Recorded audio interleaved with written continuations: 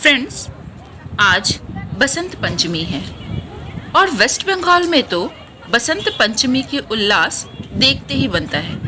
यहाँ पर सरस्वती पूजा हर गली हर मोहल्ले में बहुत ही जोर शोर से मनाया जाता है। चारों तरफ बसंती रंग के कपड़े पहने, सफ़ेद वस्त्र पहने लड़के लड़कियाँ, ऐसा लगता है जैसे स्वयं सरस्वती माता और कार्तिक और गणेश घूम रहे हो।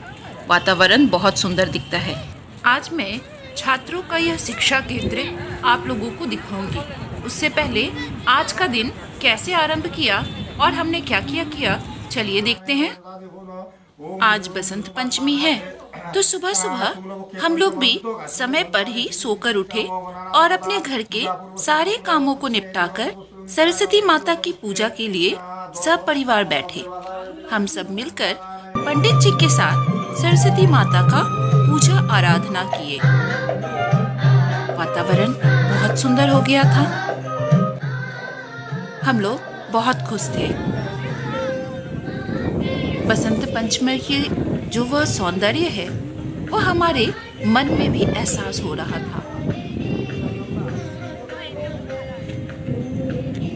सरस्वती वंदना, सरस्वती मंत्र चारों तरफ गूंज रहे थे।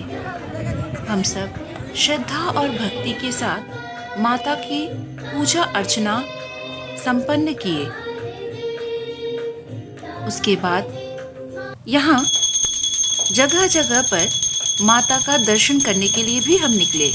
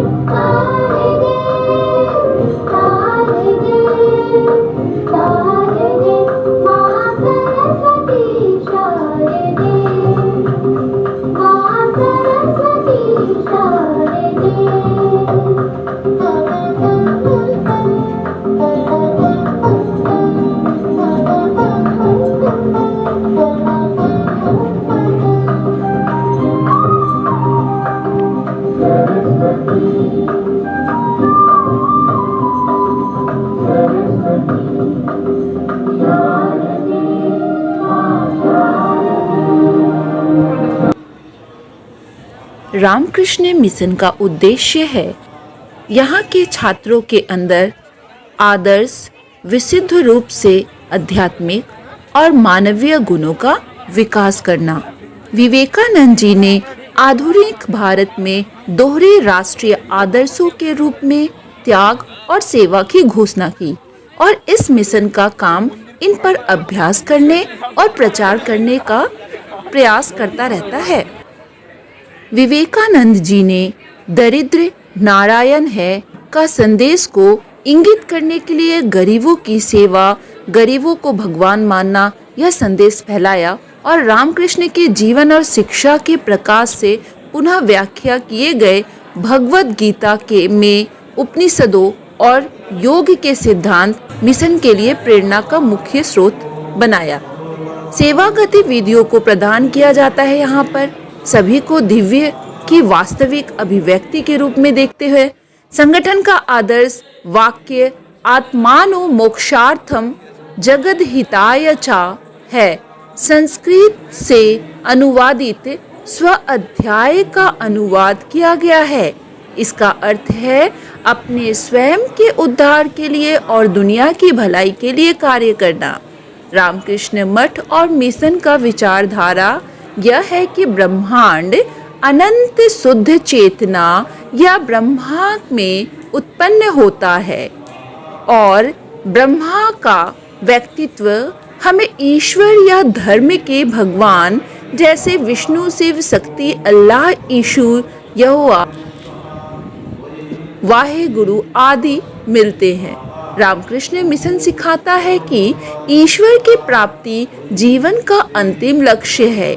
ब्रह्मा सभी प्राणियों में आत्मन के रूप में अपरिवर्तनीय है, जो मनुष्य का सच्चा आत्म और सभी सुखों का स्रोत है।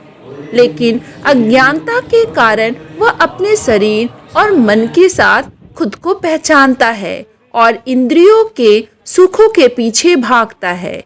ये जो एरिया आप देख रहे हैं, ये रामकृष्ण मिशन के अंदर ही आता है। यहाँ पर छात्र खेलकूद और बाकी एक्टिविटीज भी करते हैं। इस पर्यावरण के गोद में ही बच्चे शिक्षा ग्रहण करते हैं। इसी कारण उनका मन और शरीर दोनों ही स्वस्थ रहता है। रामकृष्ण मिशन धर्मों के सद्भाव में भी विश्वास करता है। इसका मतलब है कि सभी धर्म एक ही लक्ष्य की ओर ले जाते हैं, यदि उचित रूप से पालन किया जाता है। प्रमुख कार्यकर्ता भिक्षु है। मिशन में छात्रों के लिए शिक्षा, स्वास्थ्य देखभाल, सांस्कृतिक गतिविधियां, ग्रामीण उत्थान, जनजातीय कल्याण, युवा आंदोलन, आध्यात्मिक शिक्षाएं, इन सारी चीज़ों पर ध्यान दिया जाता है। छात्रों को ये सारे गुण दिए जाते हैं।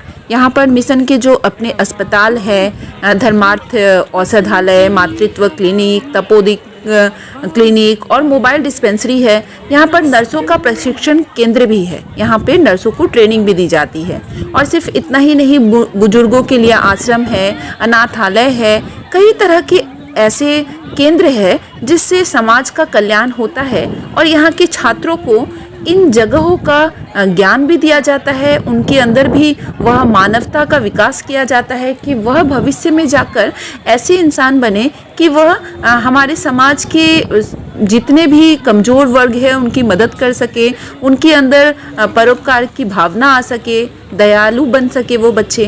तो इन बच्चों को शिक्षा के साथ साथ अनुशासन और अन्य संस्कार भी सिखाए जाते हैं। जब हम पूरे मिशन घूम लिए तो हमने देखा कि यहाँ पर सभी लोग पंक्ति में जा रहे थे और यहाँ के छात्र उन्हें एक एक करके बड़े ही तरीके से प्रसाद पकड़ा रहे थे।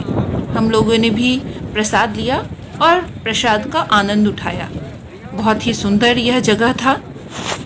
यहाँ अगर आप कभी भी आते हैं तो ये जो मिशन है रामकृष्ण मिशन, यहाँ एक बार अवश्य आए, इस धरती को अवश्य प्रणाम करें और इसके बारे में विस्तार से जानकारी भी ले। रामकृष्ण मिशन भारतीय संस्कृति और सभ्यता का मिसाल है।